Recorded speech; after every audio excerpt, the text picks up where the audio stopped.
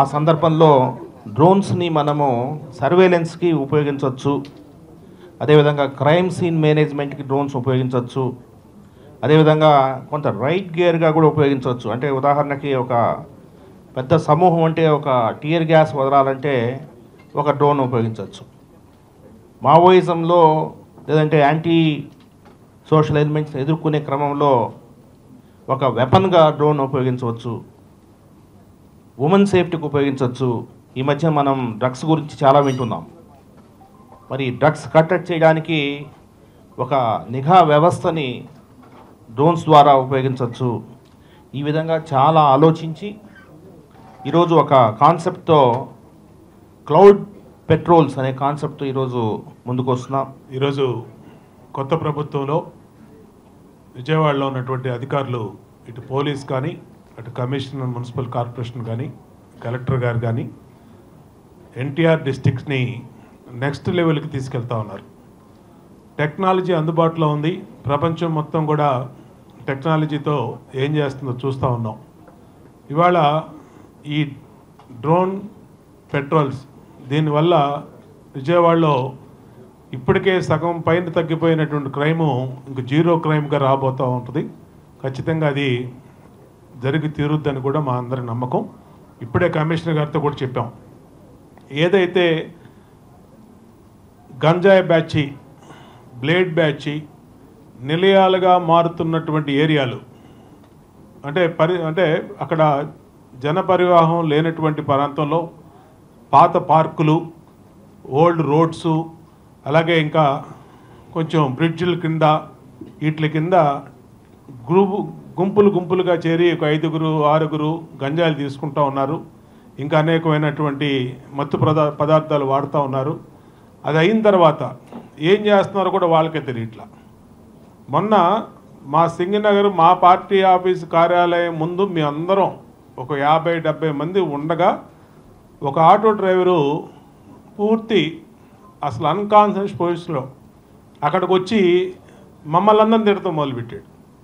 అతను మాకు తెలిసిన అతనే, అంటే అతను అసలు కాన్షియస్లో లేడు. అతను ఎక్కడో గంజాయి తీసుకున్నాడో మరి ఇంకోటి తీసుకున్నాడో ఏం చేశాడో. అంటే మాకు మళ్ళీ ప్రజల్లోకి వెళ్తున్నప్పుడు ముఖ్యంగా వాంబే కాలనీ, కంట్రీగా, ఆర్ఆర్పేట, సింగనగరు ఈ ఏరియాలో ఎక్కువ పబ్లిక్ నుంచి, మహిళల నుంచి కంప్లైంట్లు వస్తూ ఉంటాయి. మేము దాటి సిపి గారికి అదే చెప్పాం. దయచేసి అలాంటి పాయింట్లని మ్యాపింగ్ చేసి మీరేదో ఉమెన్ కానిస్టేబుల్స్కి ట్రైనింగ్ ఇచ్చారో, ఇక్కడ ఎలాగో కంట్రోల్ రూమ్ ఉంది కాబట్టి ఇప్పుడు మామూలుగా పోలీస్ వెళ్ళాలంటే సైరన్ వేసుకోనో లేదంటే మొబైల్ వెహికల్ వేసుకొని వెళ్తే ఈ వెళ్ళేలోపు ఆ సౌండ్కి పారిపోతుంది. అదే డ్రోన్ ద్వారా అయితే ఖచ్చితంగా వాళ్ళు అక్కడ ఉంటారు, మనం వాళ్ళని కంట్రోల్ చేయొచ్చు. ప్రజలకి ఎక్కువగా ప్రభుత్వం ఏదైతే చెప్తుందో దాని విధంగా వాళ్ళకి మనం సేఫ్టీగా చేయొచ్చు. అన్ని రకాలుగా మనం వాళ్ళని కంట్రోల్ చేయొచ్చు. కాబట్టి దయచేసి ఆ విధంగా చేస్తే ఇంకా బెటర్గా ఉంటుందని ఇందాడే డిస్కస్ చేసాం. మరి మేమైతే మా విజయవాడ అర్బన్లో ఉన్న 3 ఎమ్మెల్యేలు పూర్తి దీనికి సంతోషం, అలాగే మద్దతు కూడా ఇస్తా ఉన్నాం. మా సైడ్ నుంచి, పొలిటికల్ సైడ్ నుంచి ఏది కావాలన్నా ప్రభుత్వ సైడ్ నుంచి మేము అండగా ఉంటామని తెలియజేస్తూ మరొకసారి విజయవాడ అర్బన్ కమిషనరేట్ పోలీస్కి కంగ్రాచులేషన్స్ అండ్ థ్యాంక్స్. అందరికీ ప్రత్యేకంగా నమస్కారం తెలియజేస్తూ, టెక్నాలజీతో ముందుకు వెళ్ళాలనే స్లోగన్ నారా చంద్రబాబు నాయుడు గారిది. ఈనాటిది కాదు, 1994 సంవత్సరం నుంచి ఆయనతో నేను శాసనసభ్యుడిగా ఉన్నాను. ఆ రోజునే కంప్యూటర్ గురించి, కంప్యూటర్ మొహం చూడని రోజుల్లో కంప్యూటర్ గురించి చెబుతూ ఉండేవారు. ఆ రోజున ప్రతిపక్ష నాయకుడు కంప్యూటర్ అన్నం పెట్టుద్దా అని అడిగారు. ఇవాళ కంప్యూటర్ అన్నం పెట్టడమే కాదు, కంప్యూటర్ ఆగిపోతే అన్నం తింటూ కూడా అయిపోతుంది. అంత టెక్నాలజీ ఆ స్థాయికి వెళ్ళిపోయింది. ఇలాంటి పరిస్థితుల్లో విజయవాడలో ఒక నూతన విధానంతో ఒక ప్రత్యేకత సంతరించుకునే విధంగా మన కమిషనర్ గారు, పోలీస్ కమిషనర్ గారి సారథ్యంలో ఈ యొక్క డ్రోన్ సిస్టమ్ని ముందుకు తీసుకువెళ్ళటం ఇది మంచి కాన్సెప్ట్. దీనిలో ఇందాక ఒక మాట చెప్పారు, అమెరికాలో పోలీసులు కాబట్టి. నిజంగానే అమెరికాలో వెళ్ళిన 20 రోజులు తిరుగుతూనే ఉంటాం రోడ్ల మీద, ఎక్కడ కూడా పోలీసు కనపడరు. కానీ ఏదైనా చిన్న ఇన్సిడెంట్ జరిగితే బయ్యని వచ్చేస్తారు. అలాంటిది సాధ్యం ఒక ఈ డ్రోన్ సిస్టమ్ ద్వారా మరింత ఎఫెక్టివ్గా. ఇందాక నేను బోండా సార్ అనుకున్నాం, పార్కుల్లో కూర్చుంటారు వాళ్ళు, డ్రగ్స్ తీసుకోవచ్చు, లేకపోతే గంజాయి తీసుకోవచ్చు, లేకపోతే మందు తీసుకోవచ్చు. మనం పోలీసుకి ఫోన్ చేసి వాళ్ళు ఆ వ్యాన్ మీద సౌండ్ చేసుకుని వచ్చేపాటికి పారిపోతారు. మేము అనుకుంటాం సౌండ్ చేసుకుంటా లేకుండా కాముగా రావచ్చు కదా అని. కాముగా వస్తే వాళ్ళు ఇళ్ళ మీద తిరగబడతారని భయం ఉందేమో అనిపిస్తుంది. అలా కాకుండా ఈ డ్రోన్తో మరి రాత్రిపూట ఏ విధంగా చేస్తారో తెలియదు, కానీ మరి చీకటి పడిన తర్వాత మా తూర్పు నియోజకవర్గంలో ప్రతి పార్కులో కూడా వాళ్ళు ఏమంటారు, చుట్టుపక్కల వాళ్ళు అడిగితే వాళ్ళు బ్లేడ్లు చూపిస్తూ ఉన్నారు. చాలా అది ఒక స్లమ్ ఏరియా కాదు, లేదా పెద్ద పెద్ద అపార్ట్మెంట్ ఏరియా, ప్రతి ఏరియాలో కూడా ఎక్కడ ప్లేస్ దొరికితే అక్కడ 5-6 10 చేరుతున్నారు. అసాంఘిక కార్యక్రమం అంటే ఇది మెయిన్ ఇదే. ఏదో సిగరెట్ లేక పీలుస్తారు, దాంట్లో ఏదో మందు పెట్టుకుని పీలుస్తున్నారు. ఇలాంటి సందర్భాలన్నీ కూడా కంట్రోల్ చేయగలిగిందని డ్రోన్ అనేది నా యొక్క ఉద్దేశం. మరి ఈ కాన్సెప్ట్ని మేము అభినందిస్తూ మా ప్రాంతంలో, మేము ప్రాతినిధ్యం వస్తున్న ప్రాంతంలో దీన్ని తీసుకొచ్చినందుకు కమిషనర్ గారికి ప్రత్యేక కృతజ్ఞతలు తెలియజేస్తూ, నా వంతుగా నేను ఒక డ్రోన్ దీనికి ప్రజెంట్ చేస్తాను సార్. ఇక్కడికి విచ్చేసినటువంటి పోలీసు అధికారులకి, అట్లాగే పత్రికా సోదరులకి అందరికీ నా నమస్కారం.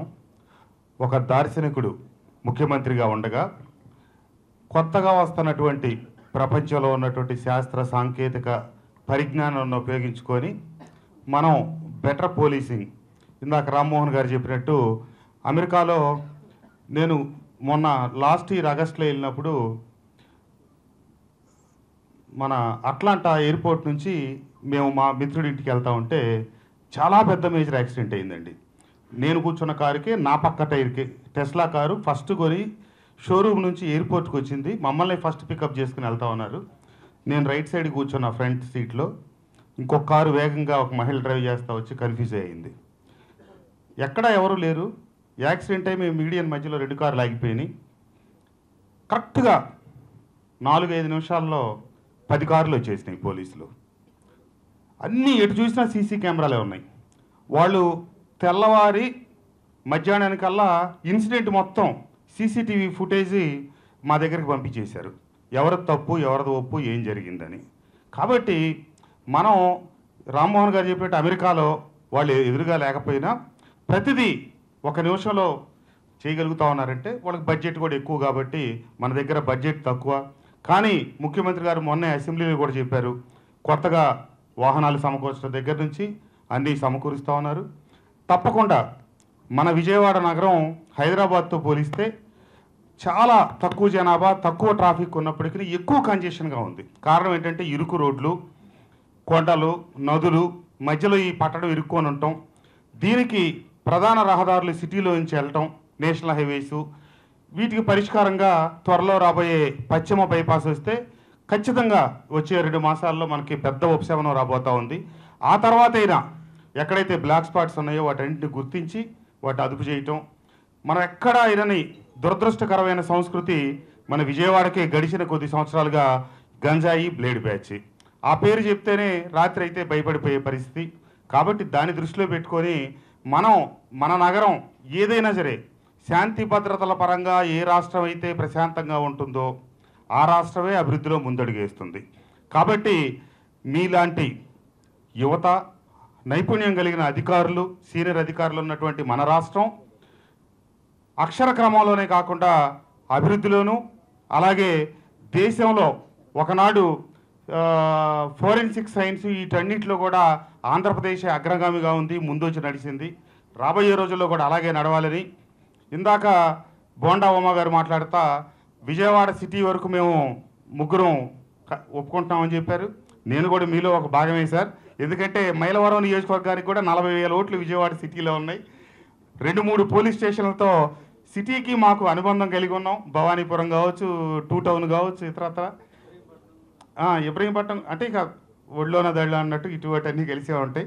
సరే, ఏమైనా మా మైలవరానికి సంబంధించి ఇబ్రహీంపట్నంలో ఉన్న రింగ్ సెంటర్ ట్రాఫిక్ మీద కూడా కొంచెం సిపి గారి దృష్టి కేంద్రీకరించి ఎందుకంటే నేషనల్ హైవే కావటం, అది పలు ప్రాంతాలకు జంక్షన్ కావటం, హ్యాకర్స్ రోడ్డు మీదకి రావటం, ప్రైవేట్ బస్సులు ఆపటం, లారీలు ఆపటం, ఆటోలు ఆపటం, ఈ సమస్యని కొంచెం దృష్టిలో పెట్టుకొని ట్రాఫిక్ స్టేషన్ కూడా ఏర్పాటు చేసుకుందాం. రామ్మోహన్ గారు చెప్పినట్టు వారు ఒకటి ఏర్పాటు చేస్తానట్టుగా మా నియోజకవర్గంలో ఉన్న 4 పోలీస్ స్టేషన్లకు నేను ఏర్పాటు చేస్తాను సార్. తక్షణం మీరు ఏది కావాలంటే అది. అట్లాగే మొన్న ముఖ్యమంత్రి గారు చెప్పారు కొత్తగా వాహనాలు ఏర్పాటు చేస్తామని. మా మైలవరం నియోజకవర్గంలో ఉన్నటువంటి స్టేషన్లకు కూడా కొత్త వాహనాలు ఏర్పాటు చేయాలని చెప్పి కోరుకుంటా ఉన్నాను. ఎందుకంటే 2వ పర్యాయం శాసనసభ్యుడు అయిన తర్వాత ఎక్కడికి వెళ్ళినా నా ముందు ఆయా మండలాలకు సంబంధించిన ఎస్ఐ జీబుతో ముందుకు వస్తామంటే గత 5 సంవత్సరాలు నేను అట్లాగే రానిచ్చేవాడిని. కానీ 2వసారి శాసనసభ్యుడిని అయ్యాక మా సిఐ గారు వాళ్ళకి చెప్పి రావద్దని చెప్పి నేను రానివ్వట్లేదు. కానీ గతంలో చూసినప్పుడు పరిస్థితి ఏంటంటే సగం సార్లు పాపం నెట్టాల్సిన పరిస్థితి ఉండేది సార్. వాటి కండిషన్ బాగాలేదు. మీరు దయచేసి కొత్తగా వచ్చే వాటిలో మాకు అలాట్మెంట్ అన్న చేయండి, లేకపోతే మేము కొనుక్కునే అవకాశాన్ని ఇవ్వండి. ఏదో ఒకటి చెప్పి ఏమన్నా కొనుక్కుంటాం. కాబట్టి మా మైలవరం నియోజకవర్గ పోలీస్ సిబ్బందికి కూడా అన్ని ఆధునిక సదుపాయాలు కల్పించాలని కోరుకుంటూ, చెల్లెమ్మలో వాళ్ళకి ఈ పోలీసింగ్ చేసే బాధ్యత అంతా అప్పచెప్పారు. 100 మంది మిరకల్ లాంటి అమ్మాయిలకి అని చెప్తే సంతోషంగా ఉంది సార్. కరెక్ట్గా వాళ్ళ ఫోకస్ కరెక్ట్గా ఉంటుంది. ఒకసారి వాళ్ళకి తర్ఫీదు కనుక బాగా ఇస్తే మనకు బాగా ఉపయోగపడతారు. ఏమైనా ఈ మీ ముందు చూపుతో ముఖ్యమంత్రి గారు ఏమైతే చెప్తా ఉన్నారో దాన్ని పుణికి పుచ్చుకొని ఒక అడుగు ముందుకేసి త్వరితగతిన చురుగ్గా సాగుతున్న మీ నాయకత్వంలో విజయవాడ పోలీస్, ఎందుకంటే మన కోర్టులో కూడా ఒక చిన్న కంపారిజన్లో ఏదో హైదరాబాద్ చాలా ముందుందని మనం ఏదో చాలా వెనకబడ్డామనే భావన కాకుండా కేవలం 1 సంవత్సరం కాలంలోనే మనమే ముందు ఉండాలని చెప్పి మిమ్మల్ని కోరుకుంటూ ఈ కార్యక్రమాన్ని ఆహ్వానించిన మీకు నా హృదయపూర్వక ధన్యవాదాలు, నమస్కారాలు తెలియజేస్తూ సెలవు తీసుకుంటామని. జై హింద్. ముఖ్యంగా